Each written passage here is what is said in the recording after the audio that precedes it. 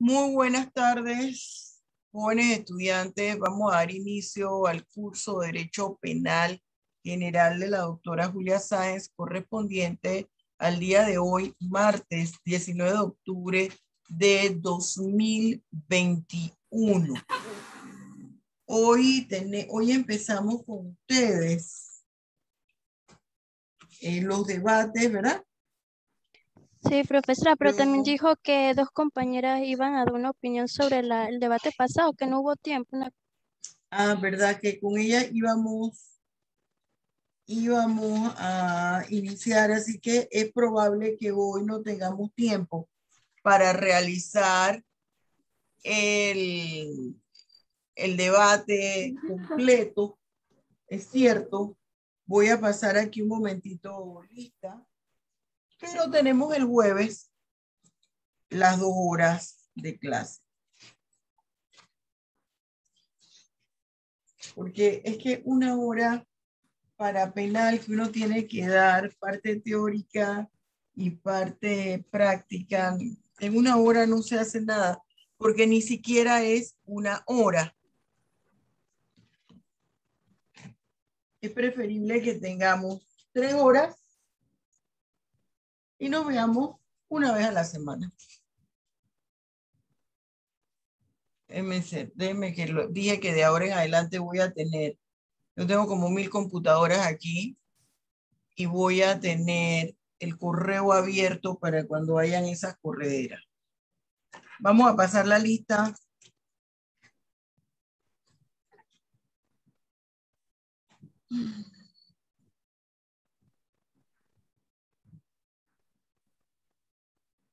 $19.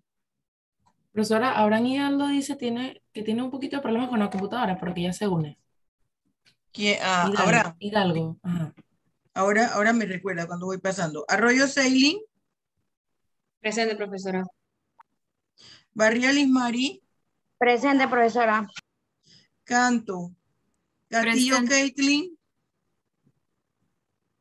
No está.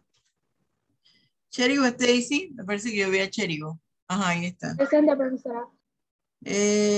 Noel. Ajá.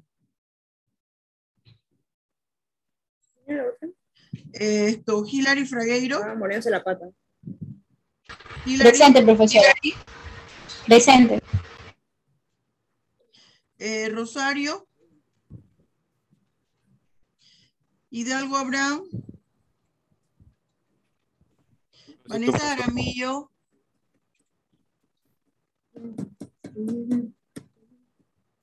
Kevin Koski. Parece que lo vi. Ahí está. Presente, profesora. Nicole León.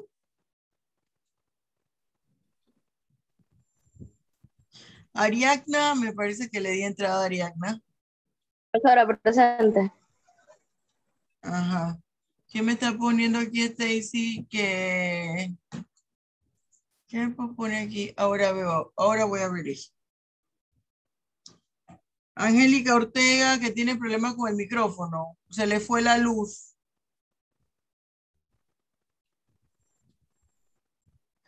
Bien, que hablen altavoz. Perfecto. Así le pongo la asistencia. Ortiz Arielis, ya la vi. Pat Sori, la vi ya. Karen Peña, igual. Pérez Tatiana. Presente, profesora. Álzame la mano. Ya la vi. Maica también. Sánchez Duleis. No está. Tardencilla. Gisare. Guerra Isaac. Profesora, también tiene problemas con la computadora. Dice que ya va a entrar. ¿Quién? Guerra, Isaac. Guerra.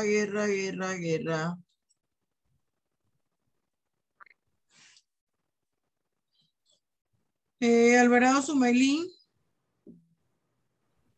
Presente, profesora. Y Alessandra, que ya vi que entró. Isaac ya está entrando. Bien. Presente, profesora. Ok. A mí no me llamó. Vamos a quién. Nayeli Sosa. ¿Ah? Sosa Nayeli. Nayeli. No, ya te había puesto aquí. Ya te había visto. Bien, vamos a empezar con la joven Ortega. Ella está en speakerphone. Empezamos con Ortega. Ajá. Dile que hable, Stacy. ¿La está escuchando, profesor? Sí, yo te estoy escuchando. Ajá.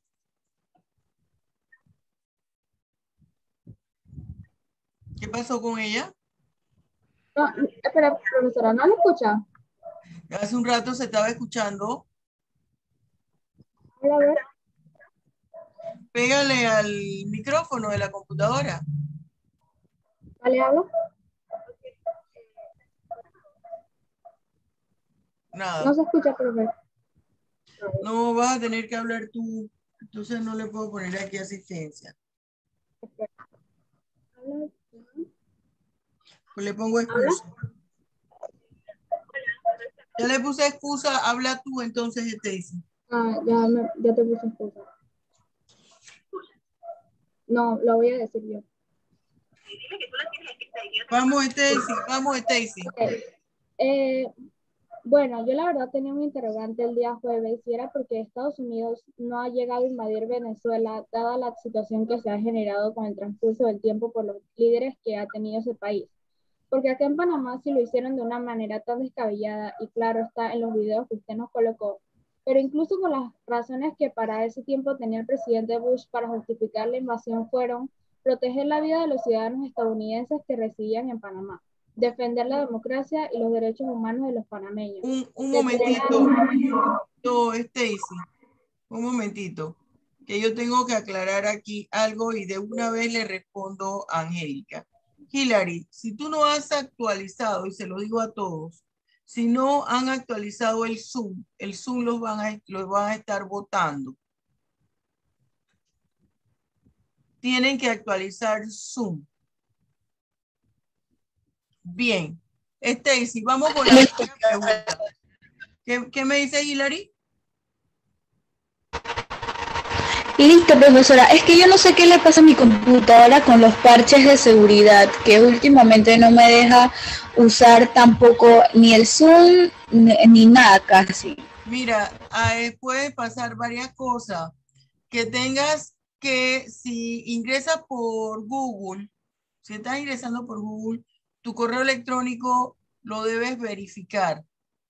Nuevamente, les voy a decir por qué está sucediendo esto. Hay muchos hackeos a las cuentas y gente metiéndose a poner plantillas de pornografía. Entonces, le están poniendo muchas trabas ahora a las personas que van entrando. Número uno. Número dos, bueno, que va concatenada con la primera, están ahí, han modificado todas estas plataformas, las están modificando y hay que actualizarlas. A mí me pasó directamente con el YouTube. No me dejaba subir los programas y a veces no me estaba dejando volver a ver los programas. Y me mandó que tenía que actualizar nuevamente y me mandaron, yo escribí, me mandaron la nota que les acabo de decir. Entonces es importante que usted mire y actualice, no sé si usted está entrando por Google, por Firefox, cómo está entrando por Facebook, no sé por dónde usted está entrando a las plataformas. Eso está ocurriendo con todas las plataformas. Y yo siento que está ocurriendo por el éxito que cada plataforma ahora está teniendo debido a la virtualidad. Y toda esta gente, todos estos hackers, que es una forma de terrorismo cibernético, los hackers implican un terrorismo cibernético. Siento yo que es probable que quieran incomunicar a las personas. y estén tratando de bloquear las comunicaciones. Así que usted cheque para ver si hay algo que usted tiene que actualizar. Eso y los tienen que actualizar en todos los dispositivos que usted utilice.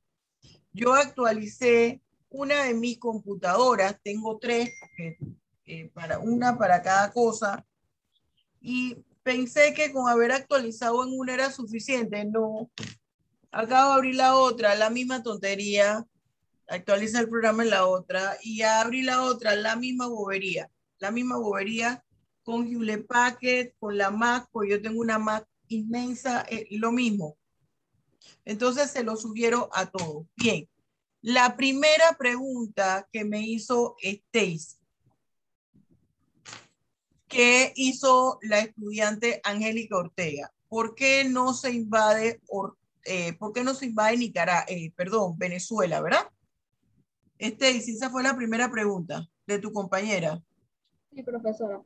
Bien, ¿qué sucede? Acuérdese que hay pasos en los cuales se tiene que incurrir para que el Estado no sea acusado de delitos de agresión.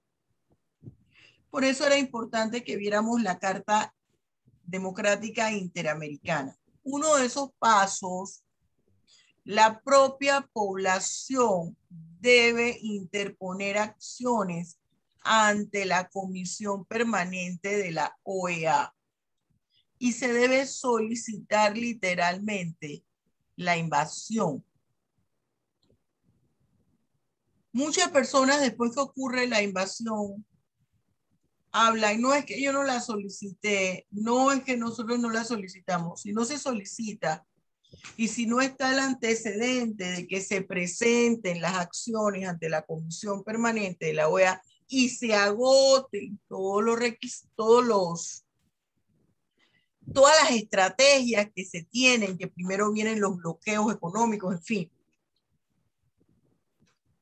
no se puede invadir. Eso por una parte. Por otra parte, tiene que existir un alto riesgo para el resto de la región de poner en peligro el sistema democrático imperante. Entiendo que en Venezuela ninguna de las comisiones que han viajado, entiendo que no se ha pedido la invasión. 2, la posición geográfica de Venezuela no es la misma posición geográfica de Panamá. Panamá es el primer país de Sudamérica. Panamá no pertenece al istmo centroamericano. Sudamérica empieza con Panamá y es un punto clave de tránsito para acortar distancias. Quiere decir que todo lo que suceda en Panamá tiene una afectación directa en todo el hemisferio. Yo no digo que lo que ocurre en otros países no. Tenemos nosotros el Tratado de Neutralidad del Canal, aunque ese tratado es específico cuando está en juego la seguridad del canal.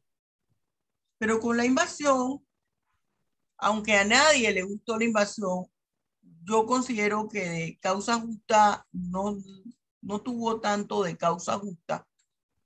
Se dio, fue una realidad y nos guste o no nos guste, tiene una explicación, una fundamentación jurídica para los Estados Unidos, más no para las personas que tomaron posesión para la nueva junta directiva del país en su momento, en 1990. Porque yo les expliqué que hay requisitos para el derecho penal internacional y la justicia transicional, que la primera es convocar automáticamente a nuevas elecciones. La situación de Venezuela es distinto. La situación de Venezuela puede ocasionar una guerra o el que se desate el terrorismo a nivel del hemisferio americano. ¿Por qué? Ellos tienen, imagínense, nosotros somos nada en cuanto a población ahora, 4 millones y sencillo. En aquel entonces éramos una pelusa. Usted ha visto unas flores que le llaman, creo que diente de león, no sé qué, que son como puras pelucitas que forman así como un bombón. Y que uno pide un deseo y hace, eso es lo que dicen. ¿Las ha visto? ¿Sabe de qué le estoy hablando? Bueno, nosotros somos una cosa, éramos una cosita así. En 1989. Venezuela estamos hablando, creo que de 39 millones de habitantes o 40 millones de habitantes. Estamos hablando que Venezuela tiene un brazo armado fuerte porque tiene ejército. Nosotros en realidad nunca hemos tenido ejército como tal. Sí, personas que habían estudiado milicia, la fuerza de defensa, pero eso no era como estar hablando de Venezuela. El apoyo de régimen políticos contrario al régimen imperante en el hemisferio es otra situación que invalida o dificulta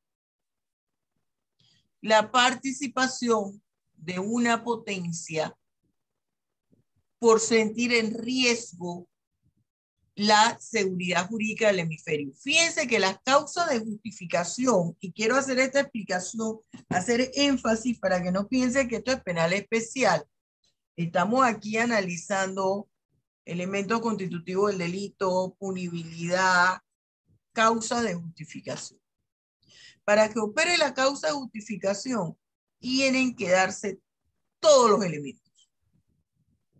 Que usted no sea quien promueva la agresión. Es decir, que usted no fue a buscar pelea. Yo no me presenté donde Arieli, oye Arieli, que tú eres una tal, por cual poco tú le doy un puñetazo. No.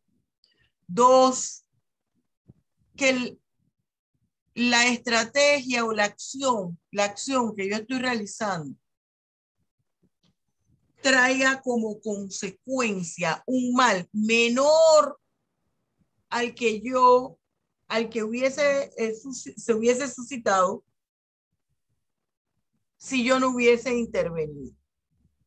Profe, disculpe disculpe que le interrumpa, es que quería decirle que esto no lo dijimos en la clase pasada, pero el general Noriega le declaró la guerra a Estados Unidos, por lo que tengo entendido, mediante un Bueno, anuncio. Eso no fue tan así, que le declaró la guerra, eso no fue así.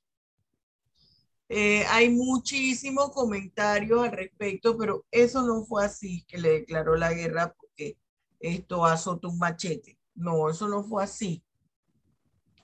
Pero tenemos que aceptar que las causas de justificación, en los Estados Unidos tiene una batería de abogados fantásticos.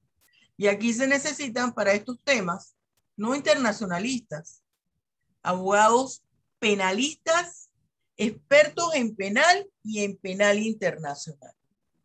Entonces, ¿qué sucede? Que la otra situación es que el medio para repeler la agresión no sea mayor a la acción, a la agresión que se está viviendo. Esos son los requisitos para que aplique una causa de justificación, entendiéndose estado de necesidad. Y aquí nosotros hablamos de un estado de necesidad exculpante que en Panamá se maneja como eximentes de culpabilidad. Y ese estado de necesidad exculpante, que alguna doctrina dice que forma parte de las causas de justificación, otros que debe ser eximentes de culpabilidad,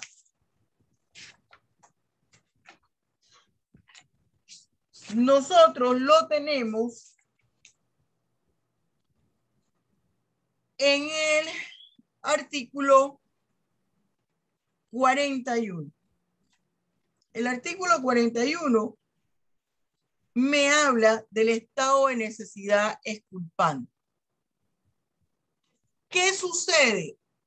Todas esas situaciones operaban en Panamá. Sin embargo, en Venezuela no operan esas situaciones, porque sería peor el remedio que la enfermedad. El daño sería mayor. Habría mayor pérdida de vida. Todas las vidas son importantes, pero no es lo mismo si hay que sacrificar 15 personas a sacrificar 100 personas. Sí, y usted lo tiene que aprender desde el punto de vista del derecho penal. Ahí es donde entra el estado de necesidad exculpante. Sí, para salvar 100 personas deben perecer 15, créame que se debe actuar y esa persona que actúa queda exenta de responsabilidad penal. Eso no quiere decir, y aquí lo hemos estudiado, que no tenga que cumplir con la acción restaurativa propia de la justicia transicional, propia del derecho penal internacional y del enfoque finalista que nosotros hemos estudiado aquí. Y yo espero que la gente que está hablando y viendo para el techo y para el piso estén escuchando esta clase de derecho penal. Para que no anden repitiendo lo que ustedes escuchan en la televisión que no es correcto. Y usted pueda tener su propio criterio. Entonces, estas son situaciones, por eso es que yo les dije a ustedes que el derecho penal no lo podemos analizar, el derecho no se puede analizar con un enfoque religioso. ¿Se fija? Así es que eso va a validar una acción para que otros, la mayoría de la especie, prevalezca. Todas esas son condiciones que hay en ese país. Es un país petrolero. Todo eso se tiene que mediar, porque no nos podemos tirar de bruces. Aquí no se puede ser impulsivo. Panamá, la condición era otra, la situación era otra. Eso exime de responsabilidad penal al gobierno de los Estados Unidos. ¿Que nos gustó la causa justa? No. Pero tenemos que aceptar la fundamentación legal que tuvieron ellos. Aquí los boletos panameños, eso no lo advirtieron. Inmediatamente fueron a tomar posesión y después de estar diciendo, bueno, nosotros no firmamos nada, pero si se fuera una contienda internacional, Panamá no tendría argumentación porque los Estados Unidos sacaría todas las pruebas. ¿Se fija? Una cosa desde el punto de vista humano y otra cosa desde el punto de vista legal y otra cosa desde el punto de vista religioso. Que ustedes me pueden preguntar, profesora, ¿y qué pasa con Nicaragua? Es una situación totalmente distinta también. ¿Por qué qué se toma en cuenta aquí? ¿Cuáles también son los antecedentes de las personas que están luchando por el poder? Hay una parte de la información que el público no conoce. ¿Por qué, profesora? Porque esto forma parte de un proceso. En el proceso penal, solamente las personas que forman parte de él conocen todos los aspectos que involucran el expediente. La segunda pregunta, espero que eso haya quedado claro para Angélica. Y ahora te doy la palabra. Déjame resolverle la segunda pregunta. Stacy, dígame la segunda pregunta que hizo su compañera. No, profesora, o sea, yo lo que le estaba planteando era, o sea, esa era la pregunta, ¿no? Ahí está. La segunda pregunta, ¿cuál era? No, la que tenía dos preguntas era Papazzori. Ah, Yo tenía una y lo otro era lo que se le estaba planteando con las formas en las que estaba respaldando el presidente Bush. O sea, la invasión. ya te contesté con lo que te dije. Correcto. Pat Pazzori, la pregunta, después va Kevin. Pat Pazzori, dime.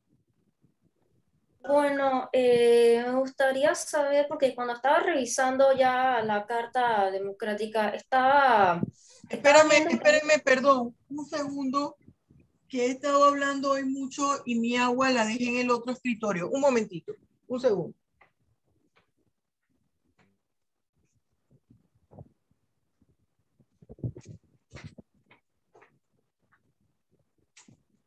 Discúlpame, mi amor, dime.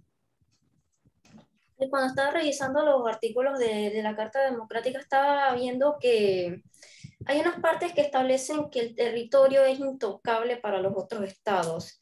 Y me llamó la atención de que en parte del problema se menciona de que al momento del avión, cuando llega al otro país, de una vez empieza el sentido de revisar si aquí las personas ya estaban con la colaboración o estaban en contra del presidente bueno, no me acuerdo su nombre, pero me gustaría saber más o menos cuándo ya en este problema empieza a tocar lo que es la seguridad colectiva, porque sí, empecé a visualizar de que aquí empieza a entrar cuando ya es un suceso entre dos estados, pero aquí, aunque ya empiece un suceso colaborativo como por La seguridad colectiva o la personalidad jurídica. Mira, esa pregunta que está haciendo Pat Pazzori, aquí es que me molesta porque desde aquí yo estoy viendo la gente como quien dice, ay, pero ya no estamos dando clase y esto es de la clase. Usted no tiene idea lo profundo de esa pregunta que esta niña ha hecho. Mire, la seguridad colectiva, que es un bien jurídico tutelado, está íntimamente relacionado con la personalidad jurídica del Estado. Con una acción en contra de la seguridad colectiva se puede afectar la personalidad jurídica del Estado. Por ejemplo, el terrorismo, el financiamiento de terrorismo, la delincuencia organizada. Vámonos abran sus códigos. Y esto está relacionado con el problema. Abra su código en el índice y se va al título 9. En el título 9 del libro segundo, fíjese lo que dice allí: delitos contra la seguridad colectiva. Capítulo primero, terrorismo y financiamiento del terrorismo. Son dos figuras delictivas, o sea, dos acciones ilícitas distintas. Delitos que implican un peligro común, delitos contra los medios de transporte, delitos contra la salud pública, delitos delitos relacionados con drogas, piratería, delincuencia organizada, asociación ilícita, posesión y tráfico de armas y explosivos, apropiación y sustracción violenta de material ilícito, están las disposiciones comunes.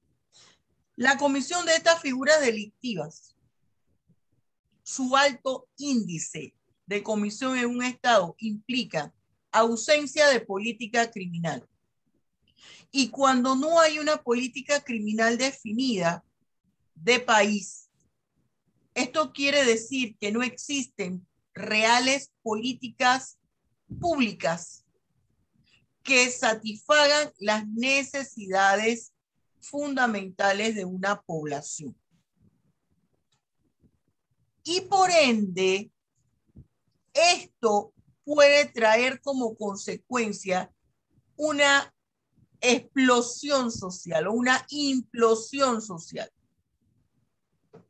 Esa explosión social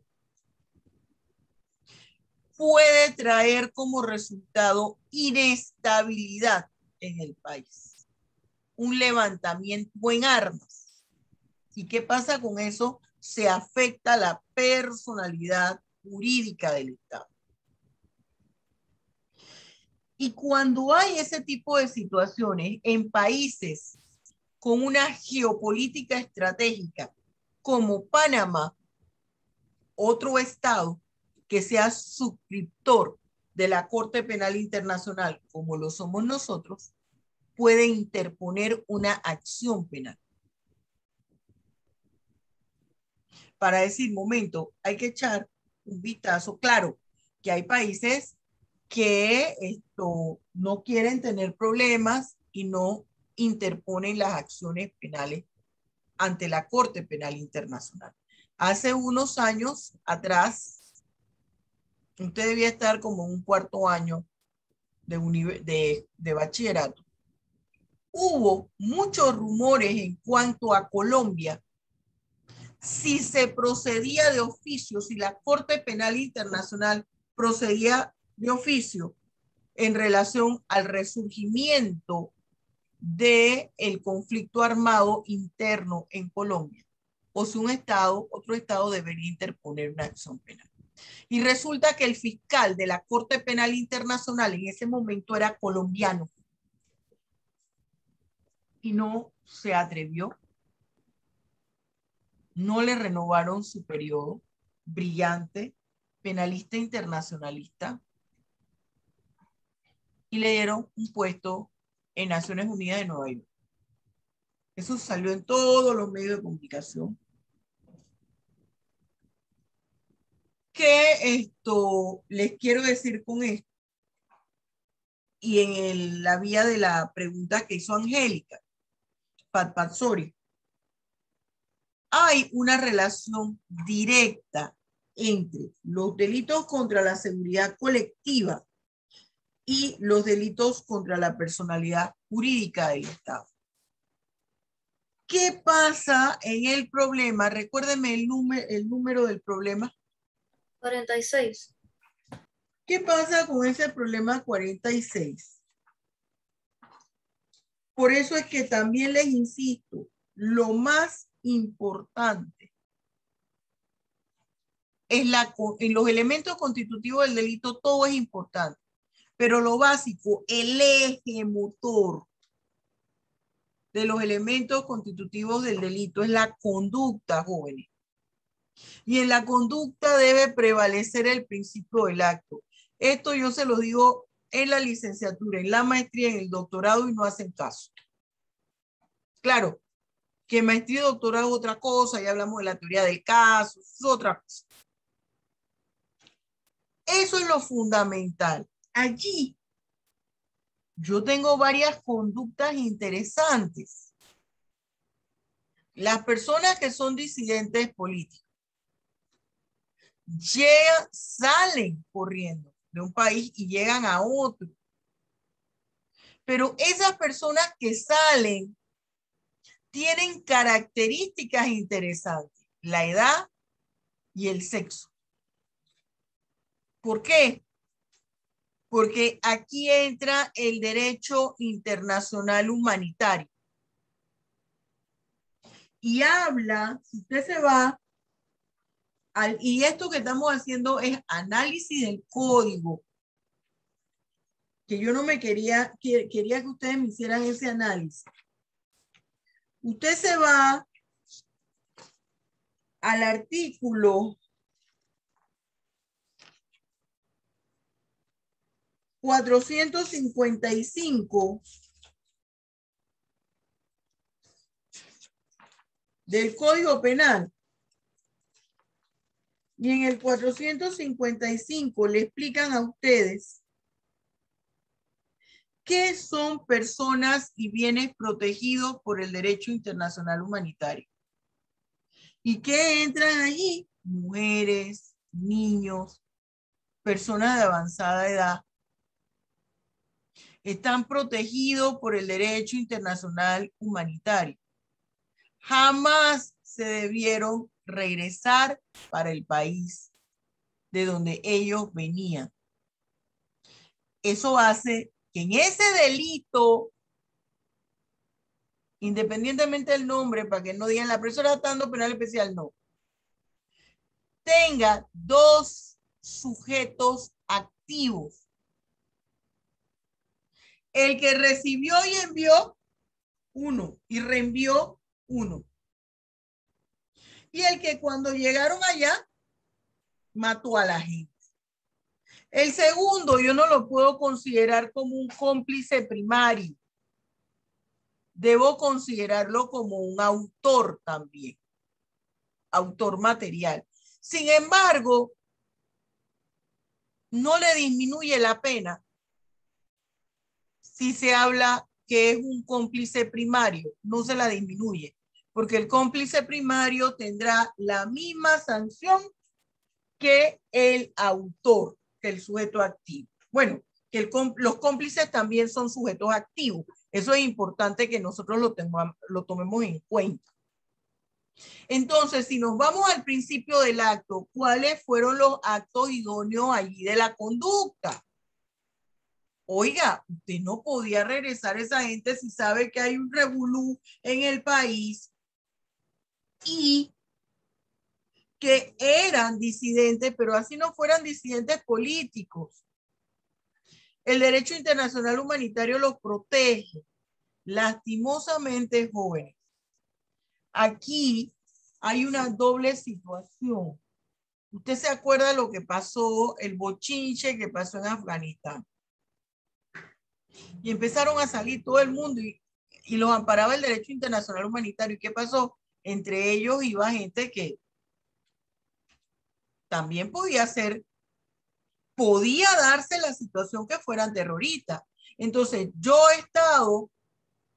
te estoy recibiendo a ese grupo de personas por razones humanitarias, porque me lo dice el derecho internacional humanitario, y voy a complicar la situación interna de mi país. Y entonces, Papasori, allí yo voy a poner en riesgo mi personalidad jurídica y voy a poner en riesgo la seguridad colectiva de mi país. ¿Me expliqué? Fíjese cómo va de la mano. Bien. Arielis, Kevin y Rosario. Oye, pero las que están hablando eran las que tenían que hablar la vez pasada. Que les dije, ustedes van a hablar de primera. Me fui en la emoción de las preguntas y no busqué mis fichas. ¿Quiénes eran las que tenían que hablar? Las dos Nosotros dos, profesora Angélica. ¿Angélica y quién más? Las dos Angélica. Ah, las dos Angélica, perfecto. Kevin, voy a buscar mis fichas aquí de una vez, porque después se me olvida. Perdón, no, Kevin, tú no. Primero estaba Arielis. Arielis, Kevin, Rosario y Karen. A ver, Arielis. Bien, profesora, yo tengo una opinión desde la primera pregunta que usted empezó a hablar, relacionándolo con lo que es la seguridad colectiva que acaba de mencionar. Usted dijo que obviamente no se puede como ir a lanzar así solamente Estados Unidos con Venezuela, porque Venezuela quizás tenga fuerzas muchísimo más grandes que nosotros. Otras ¿no? circunstancias, exacto. Exacto. Otra realidad, otras circunstancias. Exacto, entonces mientras yo estaba resolviendo el problema 46, yo estaba revisando la Constitución, no me acuerdo realmente, estaba buscando, pero no me acuerdo dónde está, donde dice que Panamá no tiene ejército, sino que nosotros somos, o sea, el pueblo es el encargado de que si hay una situación de que le puede afectar, no sé qué, ellos están autorizados a coger armas y no sé qué, entonces yo quedé y que, o sea, ¿cómo tú vas a poner una ley que hable sobre la seguridad colectiva y después digas que Panamá no tiene ejército y nosotros nos tenemos que defender entre nosotros? Con todo el respeto, profesora, nosotros no tenemos la capacidad de, por ejemplo, enfrentarnos a un ejército como los de Estados Unidos. Nosotros que no somos nadie en cierto sentido, ¿no? Esa parte. Quiere referir a esa parte con la seguridad colectiva y lo que dice la Constitución. Respecto a lo que usted estaba hablando y en comparación con lo que dijo la compañera del país de Venezuela. Estoy buscando eso aquí en la Constitución para encontrar tal cual como me lo estás diciendo. Sí, pero lo estoy buscando y yo no lo encuentro tampoco, no me acuerdo. Profesor, está en los primeros artículos. No sé si estoy como canto que no encontró el programa, la nacionalidad. A ver, los primeros artículos dicen lo siguiente. Un derecho democrático, el territorio dividido, la ley para los símbolos patrios, comprende, ajá. Son panameños, pueden solicitar la nacionalidad.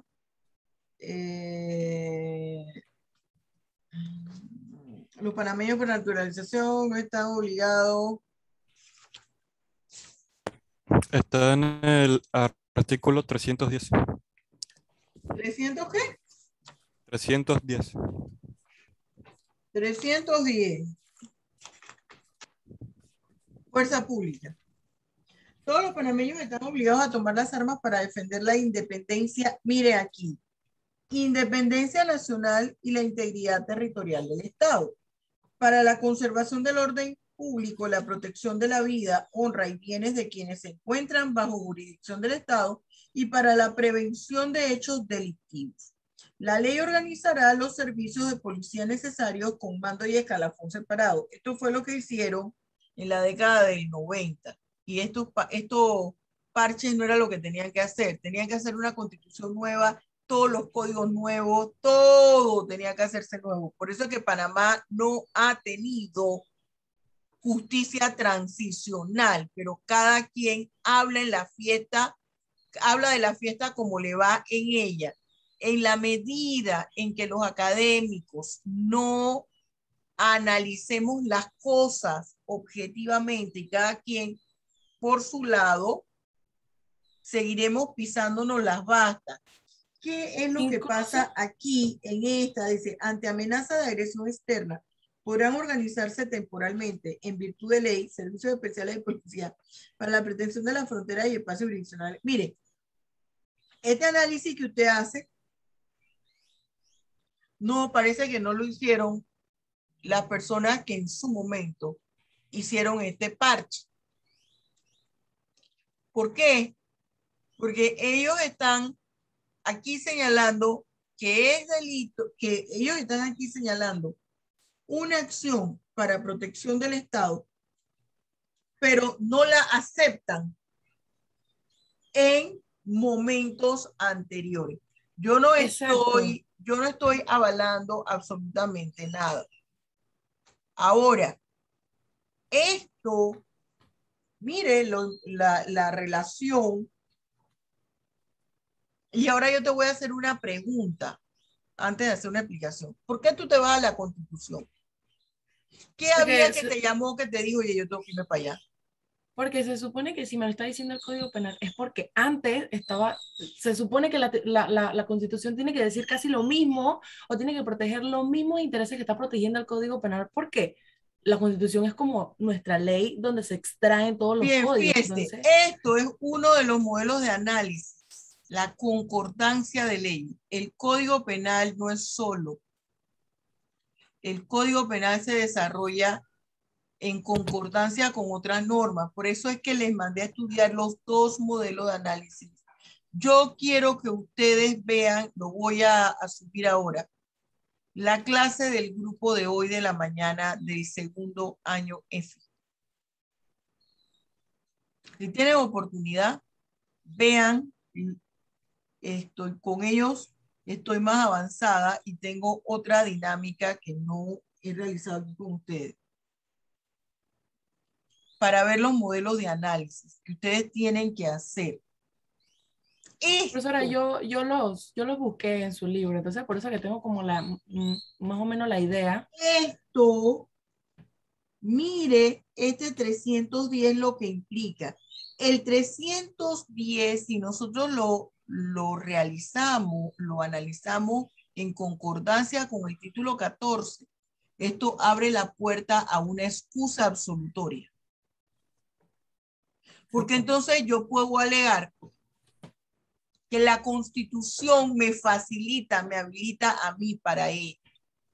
Exacto. Siempre la independencia nacional y la integridad territorial del Estado. Pueden decir, bueno, solamente contra la nación extranjera, pero ¿qué pasa si alego que hay un servicio de inteligencia interno en el país que me está diciendo que existen panameños que están coludidos con fuerzas extranjeras? ¿Se fija? Entonces, se habilita lo que es la excusa absolutoria. Esa excusa absolutoria que nosotros estudiamos en clase, que es el permiso que da la ley para incurrir en la comisión de una conducta que sea tipificado como delictiva, yo la puedo engarzar haciendo concordancias con otras normas. Y entonces, ¿qué yo hago? Explico desde el punto de vista de la doctrina qué es una excusa absolutoria y hablo de la pirámide de Kelsen, donde señalo que la ley máxima es la Constitución, Es la que de Constitución. ella se genera todo lo demás y que ella es la que dice los principios que se deben desarrollar en otras normas jurídicas. En Exacto, otras profesora. normas jurídicas y habilito la excusa absolutoria. Y esto, profesora, ¿con qué está amarrado? Con el principio del acto, que me dice, ese principio del acto no solamente, solo es punible lo que se puede evidenciar. El principio del acto va más allá. Ese es un aspecto. El segundo aspecto, tengo que tomar en cuenta o identificar en la conducta de la gente los actos que conforman la conducta de la gente y ver cuáles son los idóneos o cuáles son esos actos que pudieran ser idóneos. Idóneo quiere decir que me pueda llevar a la realización de una conducta ilícita. ¿Está clarito, Arielis? Sí, profesora, muchas gracias. Bien. Vamos ahora con Coxi. Buenas tardes, profesora. Bueno, mi opinión, más que todo, profesora, era una curiosidad que investigando un poco me pude dar cuenta, sobre todo en el caso del ex general Manuel Antonio Noriega. Nosotros hemos estado aquí las últimas clases analizando el tema de los delitos de sistema y estos delitos como el genocidio y su penalidad. Pero ¿qué sucede, profesora? Al momento de que se da con la captura o la detención de Manuel Antonio Noriega y él llega ante los tribunales de Estados Unidos, su penalidad es por lavado de dinero, narcotráfico, y posteriormente a su llegada aquí en Panamá se le da una penalidad por el homicidio del doctor Hugo Espadafora. Entonces allí, bajo mi opinión, entra un contexto geopolítico, que era la importancia en ese momento. O sea, hay que ubicarse de que en ese momento el intervencionismo norteamericano dentro de Latinoamérica era mucho más fuerte al que vivimos hoy en día. Por eso es que se da la diferencia también entre la situación de Venezuela. Entonces, ¿por qué si los cargos de este señor fueron de narcotráfico, lavado de dinero y posteriormente un homicidio, se da con tanta fuerza una invasión? Y es que hay un contexto geopolítico detrás de eso que viene desde Omar Torrijos Herrera, que la intención principal de la invasión no fue directamente acabar con Manuel Antonio Noriega, sino también acabar con las fuerzas de defensa de nuestro país, que en su momento en la región estaban teniendo tenían gran importancia regional a nivel de Centroamérica y Latinoamérica. El tema del torrijismo y la figura de Omar Torrijos Herrera, que se veía posterior a su muerte como un mártir y una figura importante del antiimperialismo. Tenemos que tomar en cuenta de que estábamos en tiempos de Guerra Fría, donde había mucho movimiento sobre el comunismo y el socialismo dentro de Latinoamérica. Entonces, muchos historiadores y muchas personas que realizaron investigaciones recaen en la conclusión de que la invasión norteamericana tuvo un contexto de acabar con las fuerzas de defensa, ya que, y eso lo podemos comprobar debido a que los posteriores gobiernos, desde el doctor se me pasó el nombre del Endara. presidente Endara. Si nos damos cuenta, los gobiernos de Endara en adelante, hasta el actual que tenemos de Nito Cortizo, el tema de un ejército y rearmar a nuestra población es algo que no es de interés nacional. Entonces, se hizo, ¿por qué se da? O sea, ¿por qué implementamos en una nación que desde sus inicios ha tenido un ejército cambiarle en los últimos 2 siglos todo ese contexto y volverlo una población un poco más dócil, por decirlo así, creo que más que todo sería por la imagen del antiimperialismo que se fundamentó durante los tiempos de Omar Torrijos Herrera con todo el tema de la reversión del canal a manos panameñas. Porque siento que si los Estados Unidos hubieran dejado las Fuerzas Armadas, a pesar de la invasión, posterior a la invasión, las heridas de la invasión y con una población armada hubieran podido provocar más sentimiento antiimperialista hacia los Estados Unidos. Entonces se da como ese caso curioso, lo llamaría yo, porque no se le da penalidad por ninguno de los procesos antidemocráticos que hizo Manuel Antonio Noriega, por su intervención. Pero, ¿sabes qué pasa? Y perdona que te interrumpa. Eso que tú estás diciendo es correcto. Ese es un análisis geopolítico, pero nos trasladamos al derecho penal. Uh-huh. En el derecho penal, ¿qué pasa? La Carta Democrática, aunque fue años después, pero hay una cosa en materia de estos tipos de delitos que se maneja si se aplica o no la retroactividad y si se aplica en las leyes. Entonces, ¿qué sucede? Se considera la democracia como una garantía jurídica. Eso por una parte. Una garantía jurídica para que salvaguarde y protege el desarrollo de los derechos humanos. Y esos derechos humanos, ¿qué son? Bienes jurídicos, lo que nosotros tenemos contemplado en el derecho penal. Cada uno de esos títulos del libro segundo y también del libro primero, no es nada más, pero hacemos mayor énfasis siempre en el libro segundo. Las garantías penales no solamente están en el capítulo 2 del título preliminar del libro primero, que dicen garantías penales, sino también en cada uno de esos títulos que establece delitos. Cada delito es una garantía penal, porque es una prohibición de no llevar a cabo una acción que va a dañar un derecho humano, porque esos bienes jurídicos son derechos humanos.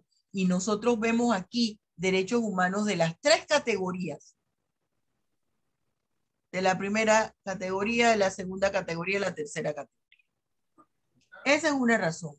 2, esas figuras delictivas son transnacionales. ¿Se acuerdan ustedes que les hablé del sistema descentralizado y del sistema centralizado? ¿Y qué implica los descentralizados? Esos son delitos transnacionales. Cuando ocurre un delito transnacional en un lugar, afecta a toda la comunidad internacional. Este es un tema maravilloso para analizar todos los subtemas que nosotros hemos visto en penal. Causas de justificación, los elementos constitutivos del delito, los eximentes de responsabilidad para ver lo que es la acción, los tipos de acción, incluso las escuelas, muchachos. Y las teorías, lo que es el finalismo, el causalismo. ¿Por qué analizando esto nosotros vemos el finalismo, todo lo de la acción restaurativa? Ese finalismo fue lo que trajo el nuevo sistema en materia penal, el sistema procesal penal acusatorio. ¿Por qué? Porque ese finalismo que después se modificó con Gunter Jacob. Mire cómo a través de esto nosotros vamos materializando, dándole vida a cada uno de esos temas que nos parecían tan aéreos. Estuvo muy bien su análisis, Kevin. Yo sé que quedó pendiente Rosario y Cari. La próxima clase, que son 2 horas, vamos a reestructurar todo aquí. Quiero que vean esa clase del segundo año, los que puedan, de hoy. Si no, No hay ningún problema porque nos vamos a ir hacia allá, pero yo me conduzco con cada salón en forma distinta, aunque al final lleguemos al mismo punto. Es que tengo ya a las 1:25 la clase en el otro salón. Y Profe, les disculpe que Ajá. le interrumpa, profe. Usted acaba de decir que vamos a seguir con el debate en la próxima semana, la próxima clase. En la próxima clase. Vamos a empezar con la desarrollo del problema 46. Le pregunto, ¿no? Sí. Miren esto, todo lo... primero quiero que vean, yo tengo una estructuración para ustedes, pero quiero que se den una idea viendo la clase del segundo año F. Ok, profesor. ¿Sí? Y no vamos a hacer una reestructuración y empezamos con los debates, porque aquí yo no los organicé en grupo, ¿verdad que no? Sí, profe. Sí, pero éramos poquitos ese día, profesora. Profesora, tengo una pregunta. Yo la clase pasada, como le dije, yo sí logré entrar 2 veces, pero ya después no me permitía más. Espérate un momentito. Y no tengo grupo, ¿cómo hago? Espérese un momentito. No anoté yo los grupos aquí. ¿Cuántos grupos aquí? Silencia un momentito, Hilary. ¿Cuántos grupos hice yo aquí? Eran 2, profesora. ¿Quién es? El primer grupo era el mío, Ortiz, Sosa, Guerra, Hidalgo y Pérez, Tatiana. Bueno, me lo van a decir el jueves, van a desarrollar la asignación que le había hecho. El segundo es de Karen, profesora. Sí, profesora, el segundo grupo es Porque el mío. no lo anoté, pero ya tengo el otro grupo ya en sala de espera. Hacen la actividad tal cual la habíamos organizado y yo los voy a reestructurar, ¿ok? Ahorita no importa el que no tenga grupo para el jueves. ¿Estamos claros? Ok, profesora. Bien, muchachos, esto también lo voy a grabar, así que tranquilízate, Hilary, que lo importante es que el jueves, cuando hago la reestructuración, tengan los grupos porque vamos a hacer 3 grupos. Dios los bendiga ricamente, esto lo subo en el transcurso de la noche del día de hoy. Hasta luego. Chao, profe. Gracias, profesora.